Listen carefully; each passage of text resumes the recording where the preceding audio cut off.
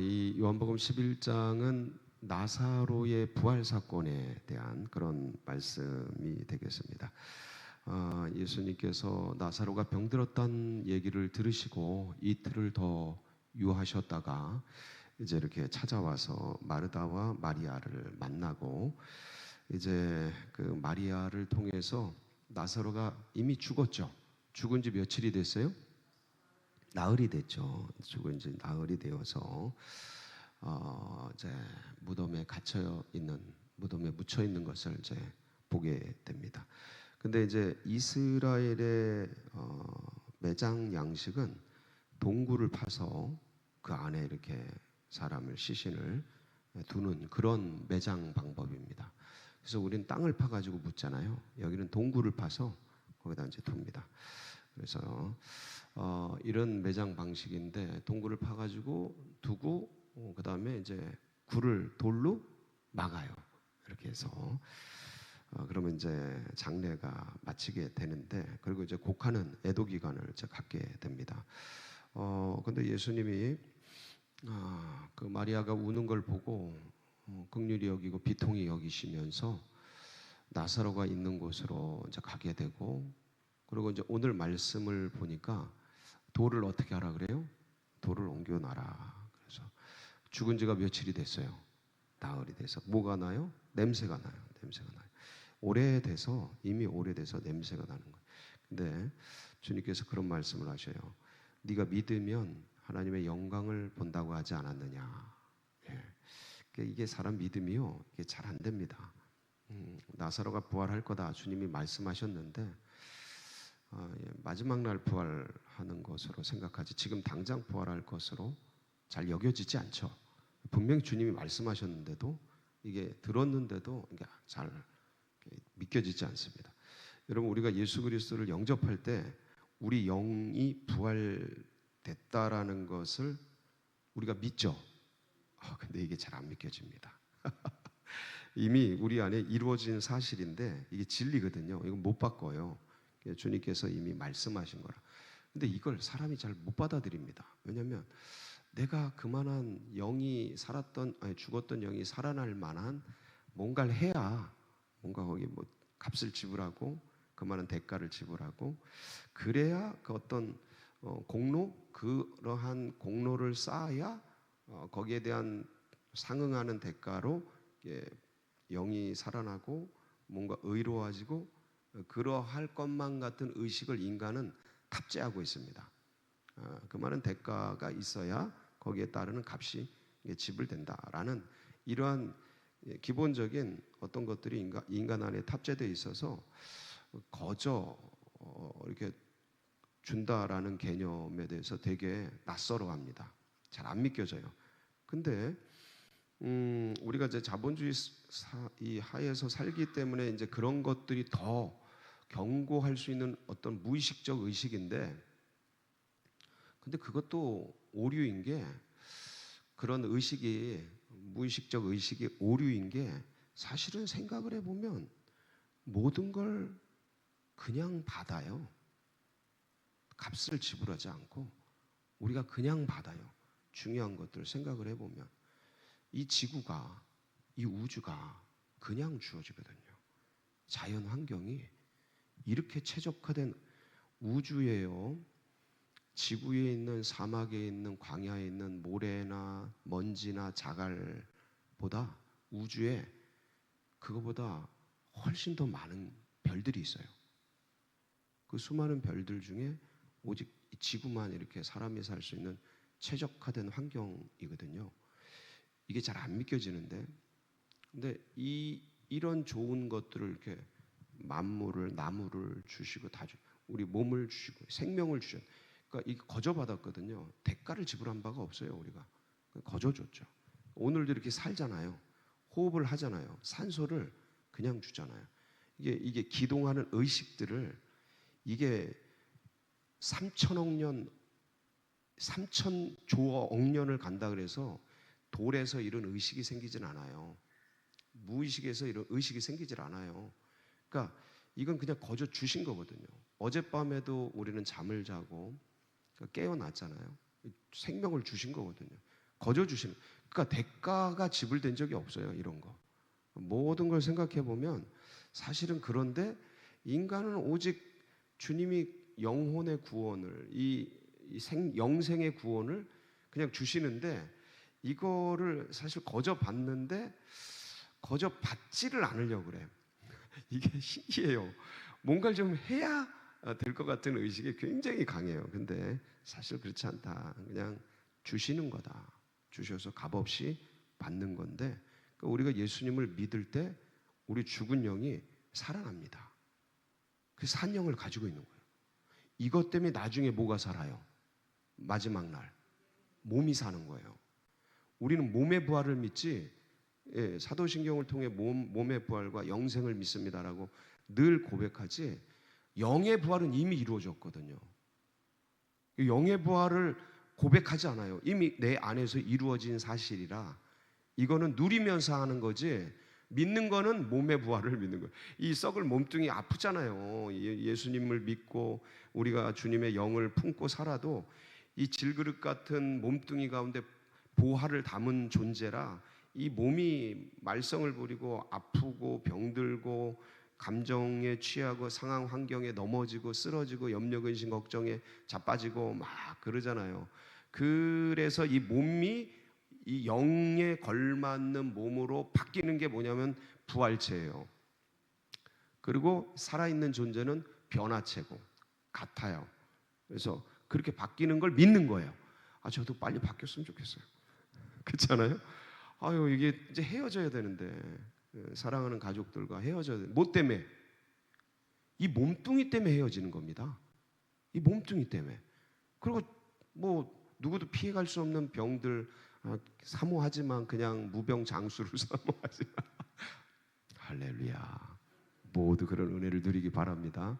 무병장수를 사모하지만 필연히 찾아오는 이 연약함의 몸뚱이 속의 질병들, 아픔들, 그리고 또 그 기구한 그런 과정을 걷게 될 그 생각하면 살아계실 때 주님 오시면 너무 좋겠다. 할렐루야. 너무 큰 욕심인가요? 이런 얘기 들으면 애들은 죽을라 그래요. 아빠 진짜 나 시집도 안 가고 장가도 안 가는데 진짜 그런 기도하고 있다고 진짜 너무 하시는 거 아니냐고 진짜 본인만 생각하시는 거 아니냐고 진짜 담임 목사님 이래도 되냐고 뭐 애들은 막 화내. 근데 어쨌든 우린 기도할 수 있으니까 사모하죠. 이렇게 몸이 이렇게 할 때 딱 오시면 그래 헤어지지도 않고 다 같이 만나서 천국에서 은혜를 나누고 할 텐데 어쨌든 간에 이런 이게 우리가 예수님 믿을 때 영이 부활하고 이런 과정들 그렇지만 이 연약한 이 몸은 이제 죽어서 묻히고 돌에 묻히고 가려지고 그래서 이제 그렇게 됩니다. 근데 이제 오늘 이 말씀이 뭐냐면 보세요. 자 마리아가 막 울어. 그래서 나사로가 죽어 있는 무덤가에 가. 근데 거기 서서 주님께서 뭐를 옮겨 놓으래요? 돌을 옮겨 놓으래. 근데 생각을 해보세요. 주님은 그냥 하면 뭐가 옮겨져요? 하면 뭐가 옮겨지겠어요? 돌이 옮겨지겠죠. 저거 돌 옮기려면 어떻게 돼요? 사람들 인부 불러야 됩니다. 여러분 장례식 때는 그냥 하는 게 아니에요. 인부 불러서 그 막은 것 뜯어내고 이게 돌이 그냥 작은 거 하겠어요? 무덤 문이 그러니까 큰 돌을 옮겨놓고 이게 시간이 걸리고 인력이 들고 돈이 들고 뭐 여러 가지 과정이 거쳐요. 그러니까 이제 그런 거 얼마나 지금 막 다급하게 진행이 되는데 그런 거 인부들 부르고 이게 뭐 상시 대기하고 있는 게 아니잖아요. 그러니까 그게 시간이 걸릴 텐데 그걸 왜 그냥 이렇게 치우고 그다음에 야 나사로야 나오너라 그렇게 하면 쉽잖아요. 걸리적거리는 게 없잖아요. 근데 돌을 뭐 하래요? 치우래. 오늘 말씀을 보세요. 39절 같이 한번 보실까요? 시작. 예수께서 이르시되 돌을 옮겨 놓으라 하시니 그 죽은 자의 누이 마르다가 이르되 주여 죽은 지가 나흘이 되었어요. 벌써 냄새가 벌써 오래된 거죠. 그러니까 이미 죽은 지가 나흘이라는 것은 냄새가 난다라는 건 부패가 진행이 됐고 이 중동의 뜨거운 열기 속에서 복사열이 생겨버릴 거 아니에요. 무덤 안에. 그러니까 그냥 바바바바가 그냥 아주 냄새가 썩어가면서 냄새가 나는 거죠. 시체 썩는. 그러니까 이제 주님 이렇게 오래되고 냄새 나는 거 그곳을 왜 건드리려고 하십니까? 이미 다 죽어버리고 절망 가운데 인간으로 생각하면 그런 거예요. 그러니까 이거를 영적으로 환원시켜 치환시켜서 나에게 적용시킨다면 나의 썩어 있는 그 부분이 있다 없다? 있다니까요. 그게 상처든 아니 오랜 과거의 트라우마든 아니면 내 안에 어떤 원망이든 그 뭐라 그럴까 용서가 안 되는 억울함을 가지고 치를 떠는 그 상대 이든 누구이든 간에 어떤 상황이든 간에 내 안에 그런 동굴 속에서 썩고 있는 게 있다 없다? 있어요. 뭘 절 그렇게 열심히 보세요. 자기를 보세요. 자기 한번 생각을 해보세요. 그럴 수 있겠구나. 살아가면서 그 생각하면 그냥 내 안에서 부글부글 끓어오르고 그 썩어가고 점점 냄새나고 그리고 꽉 닫아놓고 아닌 것처럼 겉으로는 아닌 것처럼 살아가지만 이미 꽉 차서 거기에 부글부글 끓고 있고 썩어가고 있고 부패되고 있는 그런 영역들이 우리 안에 있다 없다? 있을 수 있고 대부분은 있더라.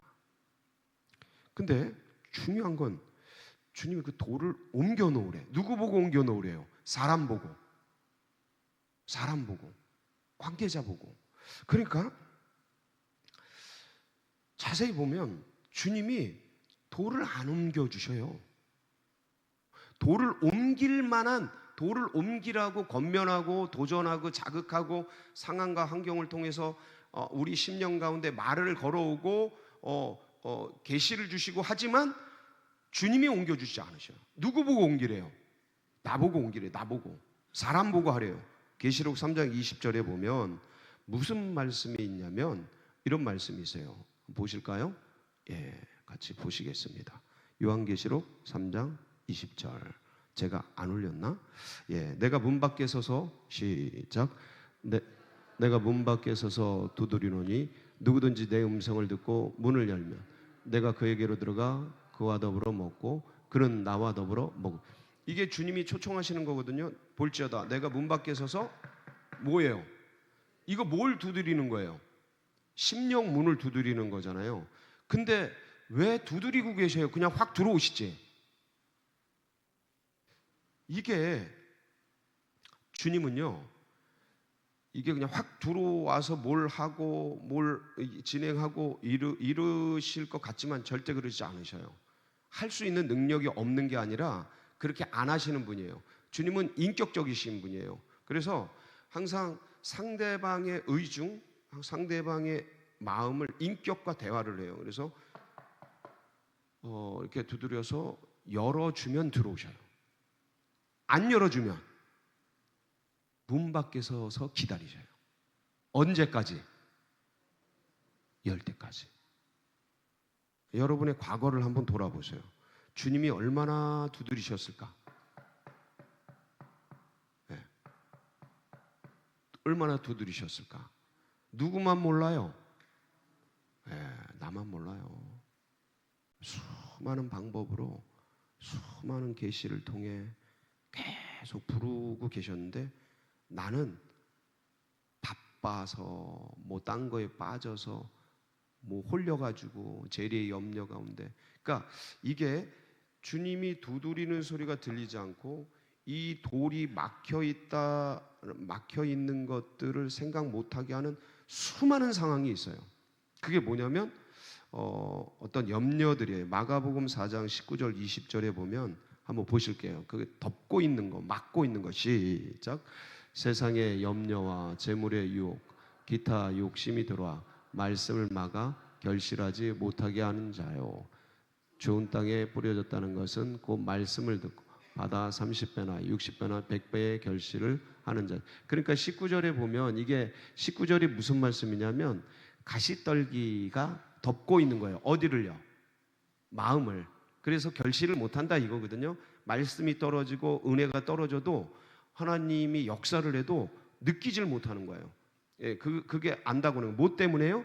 이 가시 덤불이 뭐냐면 그게 세상에 대한 염려, 재물에 대한 유혹, 기타 욕심 이런 것들이 쭉 들어오는데 기타가 뭐냐면 마태복음 13장 22절에 보면 거기 보면 재물의 유혹이에요. 재물의 유혹. 그 다음에 누가복음 8장 14절에 보면 거기 모두 나오냐면 가시떨기에 떨어졌다는 말씀을 들은 자이니 지내는 중 이생의 염려, 재물과 향락의 기운이 막혀. 향락, 세상 것에 취해 있는 거. 그러면 두드려도 열려요, 안 열려요? 못 알아들어요. 그런 것들을 가득 찬 거야. 그 다음에 이런 어떤 재물의 염려, 세상의 향락 이런 것뿐만 아니라 뭐가 들어오면 안 느껴지냐면 원망, 염려, 불평, 어떤 마음의 상처. 그러면 이걸 닫아버려요. 마음을 닫아버려. 그럼 거기서 뭐가 되는 거야? 푹푹 썩어가는 거야. 아주 그냥 계속 거기서 이게 썩고 더 커지고 더 깊어지고 더 그냥 아파지고 그러면서 더 그냥 막 바득바득 이를 갈고 점점 그렇게 돼요. 점점 이게 어떻게 해야 돼요? 이걸 열어야 되는데 이게 안 보여요. 이 감정의 상황과 환경에 딱 들어가면 안 보여. 그러면 여러분 이때 이 썩어가면서 우리 안에서 일어나는 것들이 뭐냐면 미움, 원망 막 이런 게 막 일어나. 요한일서 2장 9절에서 11절에 보면 어둠이 들어온다 그래요. 시작. 빛 가운데 있다 하면서 그 형제를 미워하는 자는 지금까지 어둠에 있는 자요. 그의 형제를 사랑하는 자는 빛 가운데 거하여 자기 속에 거리낌이. 자, 9절에 보면 이 그 형제를 미워하는 자는 지금까지 어디에 있는 거예요? 그러니까 하나님의 사람인데 형제를 미워하면 뭐가 들어오는 거예요? 어둠이 들어와 버리는 거예요. 예. 근데 이걸 자기가 잘 몰라요. 그냥 다 상대방이 잘못하고, 예를 들어서 교회가 잘못하고, 예를 들어서 뭐 셀이 잘못하고, 셀 리더가 잘못하고, 전부 그런 거를 외부 투사가 돼요. 외부 투사. 사고의 인식이 자기 중심으로 딱 갇혀가면서 모든 잘못들이 외부 투사가 되면서 원망 불평이 내 속에서 무슨 김치 익듯이 숙성돼. 점점 커져. 이거가 그냥 아주 부글부글 끓어. 이거 열면 터져. 그냥 건드리면 터져. 그냥 막. 그래서 마태복음 6장 14절 15절에 보면 뭐를 용서하래요? 그래서 시작. 너희가 사람의 잘못을 용서하면 너희 하늘 아버지께서 너희 잘못을, 그러니까 용서를 하라는 거야. 용서. 그러니까 사람의 과실을 용서해야 되는데 이게 용서가 돼요, 안 돼요? 그러니까 이게 이 속에서 막 끌어오르는 거야. 그래서 베드로가 주님, 형제가 나에게 잘못을 하면 몇 번이나 용서할까요? 그때 몇 번 용서하래요? 7번씩 70번, 70번씩 7번, 490번이 아니고 계속 용서하라는 거죠. 근데 이게 돼요, 안 돼요? 왜 안 되냐면 뭔가 외부적 상황과 내부적 상황이 이렇게 외부에서 뭐 상황과 환경, 사람이든 누구든 사건이든 밀려오잖아요. 근데 그때 내가 몸이 아프거나 마음이 힘들거나 어려운데 이런 상황이 딱 맞물리면 이게 소화가 잘 안 돼. 견뎌지질 않아. 자, 그럼 이때 빨리 어디로 가야 돼요? 이런 자리로 나와야 되는데 이게 돼요, 안 돼요? 동굴 속으로 확 들어가는 거예요. 동굴 속으로. 그러니까 이게 사이클이 있어요. 괜찮을 때는 이런 데 나와요. 이게 쭉 꺼질 때 몸이 꺼지고 재정이 꺼지고 뭐 관계가 꺼지고 그럴 때 뭔가 외부적 자극이 팍 와. 그럼 팍 꺼져서 하나님을 찾는 게 아니라 그냥 동굴 속으로 들어가 버려요. 이러면 거기서 푹푹 썩는 거예요. 푹푹 썩어. 그러다가 잘못하면 어떻게 돼요? 실족해. 실족한다고 하나님을 버리거나 그러지는 않은데 그게 뭐 담을 쌓아버리는 거지. 그냥 자기 세계 속에 들어가. 이게 그럼 이렇게 되면 뭐가 손실이 나냐면 하나님께 대한 기대와 소망과 은혜 막 이런 게 다 사라지고 어둠이 찾아와서 어둠이 지배하는 거예요. 그래도 믿는 걸 거부하지는 않아요. 하나님을 거부하지는 않아. 근데 어둠의 지배를 당해. 누가? 그리스도인이. 믿음의 사람들이 그렇게 살아가는 거야. 우울과 답답함과 원망과 말할 수 없는 대상을 대상화시키지 않는 희한한 그런 원망 불평들이 내 안에서 지배를 하고 막 있는. 그러면 여러분, 이런 것들 속에서 우리가 이걸 어떻게 가져가야 되냐? 뭐를 옮겨 넣어라? 그거를 돌을 옮겨 놔야 돼요. 그래야 주님이 역사를 하셔. 돌을 옮겨 놔야 돼. 내가 그걸 치워야 되는데 안 치우고 있는데 그걸 어떻게 역사해요? 그 안 치우는 것들 가득 닫고서 가만히 있는 그분을 보면 여러분도 알잖아요. 그러면 여러분들이 우리가 중보자가 돼서 어떻게 줘야 돼? 돌을 치워줘야 되는데, 돌을 치우라고 얘기를 해줘야 되는데, 네가 그런 상황 가운데 있다 이걸 얘기를 해줬는데 어떻게든 지혜롭게 가가지고 기도를 해주고 중보하고, 그 다음에 야, 네가 이런 상황 속에선 어떻게든 엎드리고 주님께 나가야 돼. 이게 들리도록 도와주셔야 돼. 그냥은 쉽지 않아요. 그 속에 들어가 있으면, 자기 동굴 속에 들어가 있으면 잘 안 들려요. 전부 공격거리로 들어요. 저것들이 나를 또 비난하고 정죄하고 판단하고 저러는구나, 이렇게 들려버려요. 그래서 이게 비늘이 벗겨져야 돼. 돌이 벗겨져야 돼. 수건이 벗겨져야 빛이 보이는데 안 벗겨져요. 안 보여요.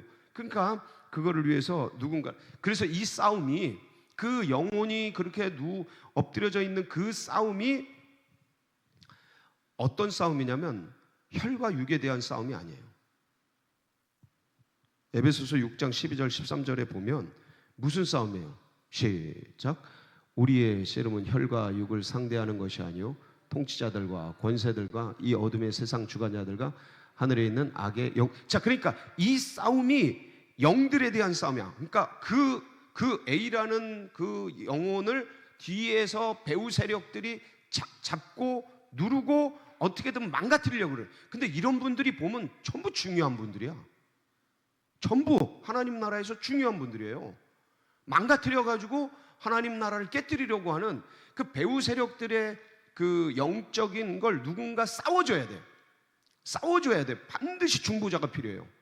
그래서 싸워주고 어떻게든 이 배후 세력들이 예수의 이름을 끊어내고, 그래서 이분들이 그런 그 동굴 속으로 들어가는 상황과 환경과 내부적인 상황과 외부적 상황이 맞닥뜨려서 팍 꺼져갈 때, 그 무덤 속에 들어가서, 동굴 속에 들어가서 썩어갈 때, 그걸 영적인 대결을 통해서 영적인 끊어내서 그거를 회복시켜주고 영적 전쟁을 통해서 끌어내줘야 된다. 보도로 쉽지는 않지만 그렇게 해주셔야 돼요. 여러분, 이 속에서 이제 이들이 열고 나오셔야 되는데, 나오시면, 이제 이런 자리에 나오시면 알아요. 뭐를 아냐면, 내가 왜 그랬던가, 내가 왜 그때 그런 판단과 결정을 했던가 하고 그게 보여요. 그때 내가 그 동굴 속으로 들어갈 게 아니라 어디 속으로 나와야 되는데, 이 자리로 나와야 되는데, 주님 앞에 나와야 되는데, 왜 내가 하나님께 묻지 않고 그 상황과 환경과 감정의 파문 속에서 그런 결정을 했나, 그런 판단을 했나, 이게 주님 앞에 다 보여요. 주님, 죄송합니다, 회개한다고 그때는 보여요. 근데 이게 열리기 전까지는 안 보여요. 그냥 다 잘못한 거야. 그냥 네가 잘못하고 세상 전부가 잘못한 거야. 그냥 누구만 오라요? 나만 오라. 그냥 다 잘못이야. 이게 보이는데, 여러분, 그래서 뭐가 필요하냐면, 우리도 다 똑같아요. 우리도 여러분, 몸땡이 아프고 뭐가 일이 재정이 막 밀리고 뭐 관계가 힘들어지는데 외부적으로 누가 탁 건드려봐. 교회에서 누가 뭐라 한번 탁 해봐요. 그럼 그게 소화가 되나? 이게 잘 안 된다니까. 좋을 땐 견딜 수 있는데 깔아앉을 때 그걸 탁 건드리면 이 희한한 상승작용이 일어나가지고 넘어져요. 그래서 주님이 우리를 뭐 해주셔야 돼요? 보호해 주셔야 돼요. 하나님 도와주세요. 시편 91편 4절 6절 참 좋은 말씀이에요. 같이 한번 볼까요? 시작. 그가 너를 그의 깃으로 덮으시리니 내가 그의 날개 아래에 피하리로다. 그의 진실함은 손방패가 되시나니 너는 밤에 찾아오는 공포와 낮에 날아드는 화살과 어두울 때 퍼지는 전염병과 밝을 때 닥쳐오는 재앙을 두려워하지 아니하리로다. 아멘. 베드로전서 5장 7절 같이 읽고 기도하겠습니다. 시작. 너희 염려를 다 주께 맡기라. 이는 그가 너희를 모든 염려 근심 오늘도 주님께 맡기는 복된 날이 되시길 축복합니다. 같이 기도하시겠습니다. 합심해서 기도하실 때 하나님, 우리 안에 있는 이런 돌들, 동굴들, 썩어가는 것들 하나님 보여주시고 이 죄와 허물들 드러내어 주시고 염려, 근심, 걱정 부분들 주님 전부 빛으로 드러내셔서 하나님 다 씻어주시고 주님을 향한 소망과 은혜와 기쁨으로 바꿔주시옵소서. 사모하면서 우리 주여 부르짖고 기도하며 나갑니다. 부르짖습니다. 주여 주여 주여